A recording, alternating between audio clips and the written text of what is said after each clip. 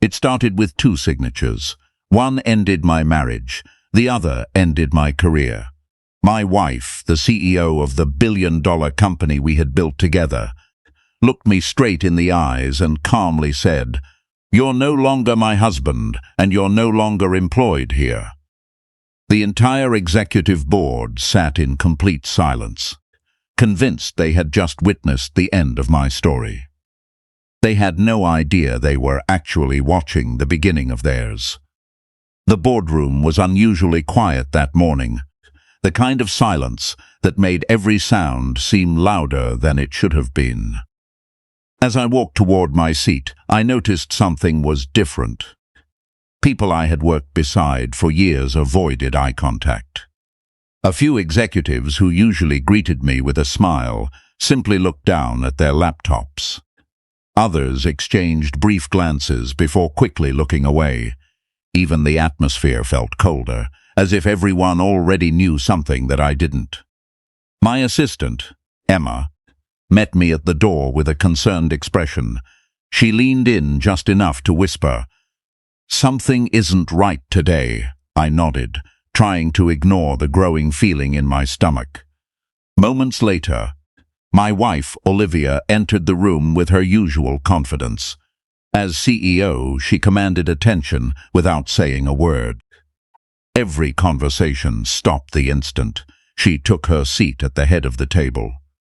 She thanked everyone for attending and calmly announced that before discussing company business, she had a personal matter to address. Without hesitation, she slid a folder across the polished conference table until it stopped in front of me. I opened it slowly and immediately recognized the legal documents inside. Divorce papers.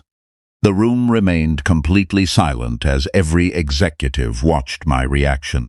Before I could say a single word, Olivia pushed another folder toward me.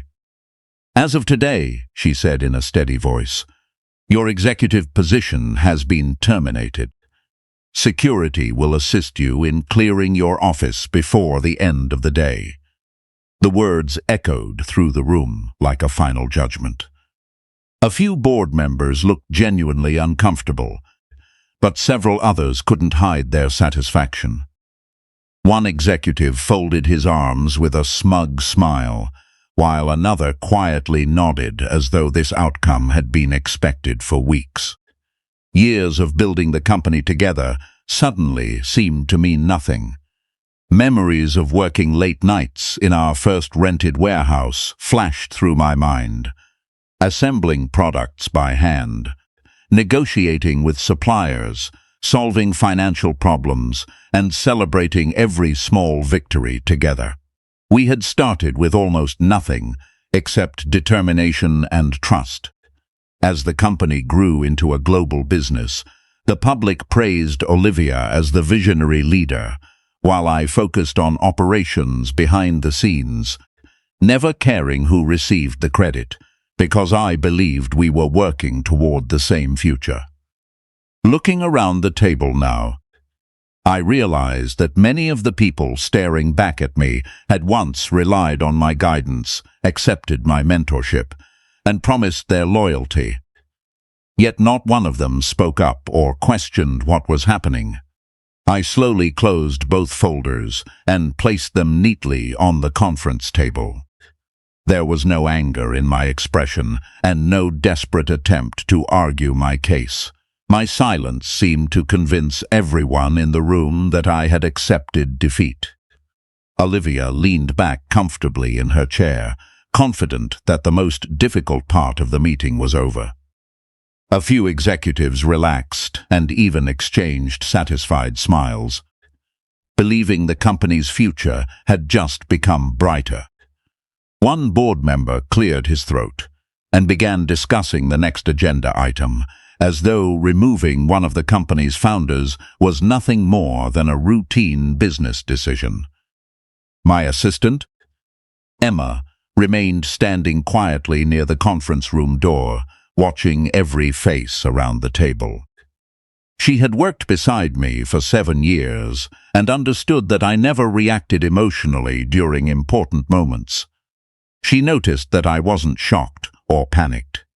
Instead, I looked thoughtful, almost as if I were remembering something everyone else had forgotten. During the early days of the company, before investors became interested in our business, our attorneys had recommended an unusual ownership structure. Olivia would become the public face of the company because she was an exceptional communicator and inspired confidence in clients and investors. I agreed to remain behind the scenes, managing operations, finances, manufacturing, and long-term strategy through a holding company that quietly retained the majority of the ownership. At the time, neither of us imagined that this arrangement would ever become important. We trusted each other completely, and legal documents felt like little more than paperwork designed to satisfy investors. As the years passed, new executives joined the company, departments expanded, and board members changed. Most people assumed that the CEO automatically controlled everything.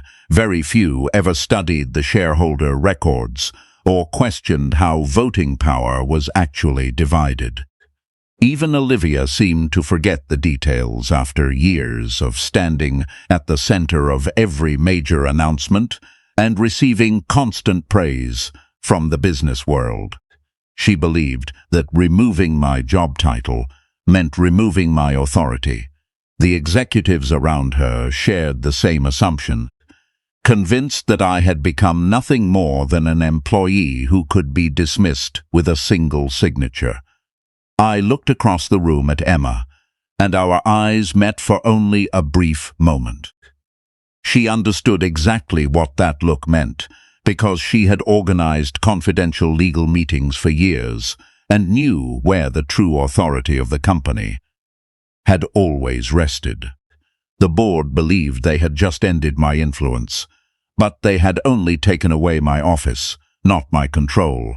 I looked calmly toward Emma and spoke only 5 words. Fire every one of them.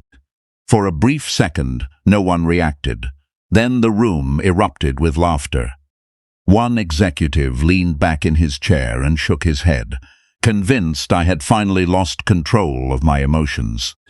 Another whispered something to the director beside him, and both of them smiled, as though they were watching a defeated man refuse to accept reality. Olivia folded her hands on the table and gave me a look that mixed disappointment with confidence. "You don't have that authority anymore," she said without raising her voice. Emma, however, did not laugh. She didn't hesitate, argue, or ask me what I meant. She simply unlocked her tablet, opened a secure communication app, and sent a short message to the company's legal department. Within minutes, the conference room door opened, and our chief corporate attorney walked in carrying several sealed folders. The smiles around the table slowly faded as he introduced himself and requested permission to address the board. Without waiting for approval, he placed official documents in front of every director and calmly explained that he was acting on behalf of the company's majority shareholder. Confused expressions spread across the room. One board member interrupted, insisting that the CEO had already made her decision. The attorney politely corrected him, explaining that executive authority could never override shareholder rights established under the company's corporate charter. He opened the first folder and revealed certified ownership records that had been updated and verified only weeks earlier during the company's annual compliance review. Every percentage was clearly documented. My holding company controlled 51% of the voting shares. Olivia personally owned only 23%, while the remaining shares belonged to outside investors with no controlling interest. Silence replaced the earlier laughter. Several directors immediately picked up the documents, checking every page as if hoping to find an error. There wasn't one. The attorney continued reading the legal resolution already signed by the majority shareholder. Effective immediately. The current board of directors was dissolved, pending the appointment of a new governing board. Executive contracts were suspended. Access privileges were revoked. And interim leadership procedures would begin before the close of business that day. Security officers who had been waiting outside to escort me from the building instead entered the room with updated instructions, politely requesting board members to surrender their company identification cards, office keys, laptops, and executive access badges, while Emma quietly coordinated the transition process with remarkable professionalism. The news spread across the business world within hours. Financial websites published breaking headlines, television networks interrupted their regular programming, and social media exploded with speculation about what had happened inside the company's boardroom.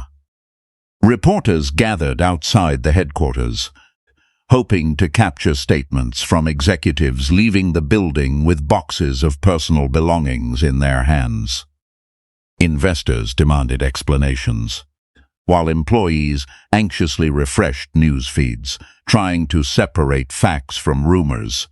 Some media outlets described the event as a corporate coup, while others called it one of the most dramatic leadership reversals in recent business history. Despite the sensational headlines, I refused every interview request. I had no interest in turning a difficult corporate decision into public entertainment. My focus remained on stabilizing the company before uncertainty damaged employee confidence or customer relationships. The first step was appointing an independent interim CEO with an outstanding reputation for ethical leadership and operational excellence. Rather than placing myself in the top executive position, I wanted someone who could make objective decisions without the emotional weight of recent events. Investors welcomed the decision because it demonstrated that the company valued stability over personal ambition. Internal reviews began almost immediately, examining financial records, executive spending, supplier agreements, and major strategic projects approved during the previous 3 years. Although investigators found no evidence of fraud or criminal misconduct, they uncovered a pattern of expensive decisions driven more by image than by long-term business value. Luxury office renovations, oversized executive bonuses, costly marketing campaigns with disappointing returns, and several unnecessary consulting contracts had quietly reduced profitability despite increasing revenues. Departments responsible for product development and customer support had repeatedly requested additional resources but were ignored in favor of high-profile branding initiatives.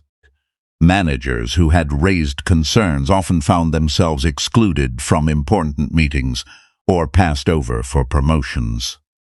As these findings became clear, confidence slowly returned among employees who had felt overlooked for years.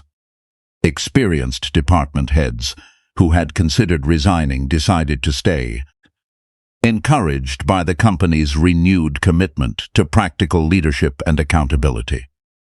Emma played a central role throughout the transition, coordinating communication between departments, reassuring staff members, organizing emergency planning sessions, and ensuring daily operations continued without interruption.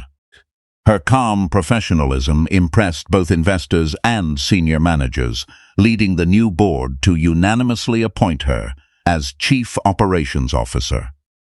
Recognizing years of dedication, integrity, and quiet leadership that had often gone unnoticed behind the scenes, Several months after the leadership transition, the company looked completely different. The atmosphere inside the headquarters had changed from one of uncertainty and quiet tension to one of confidence and cooperation. Employees who had once been afraid to question executive decisions now participated openly in meetings, knowing their ideas would be judged on merit rather than office politics. Department managers were encouraged to solve problems instead of hiding them, and communication between teams became faster and more honest. Customers noticed improvements in product quality and service, while long-term business partners appreciated the company's renewed focus on reliability rather than publicity. Quarterly financial reports reflected steady growth, stronger profit margins, and healthier cash flow, proving that disciplined leadership produced better results than expensive appearances. Investors regained confidence, and the company's stock gradually recovered, as analysts praised the practical reforms introduced by the new board. I continued serving as the majority shareholder, but I deliberately stayed away from the spotlight, allowing the executive team to lead without unnecessary interference. My responsibility was to protect the company's future, not to satisfy my own pride. Emma adapted quickly to her role as Chief Operations Officer, earning respect throughout the organization because she listened carefully before making decisions and treated employees at every level with the same professionalism. Her promotion reminded everyone that true leadership is often built through years of quiet consistency rather than dramatic speeches or impressive titles.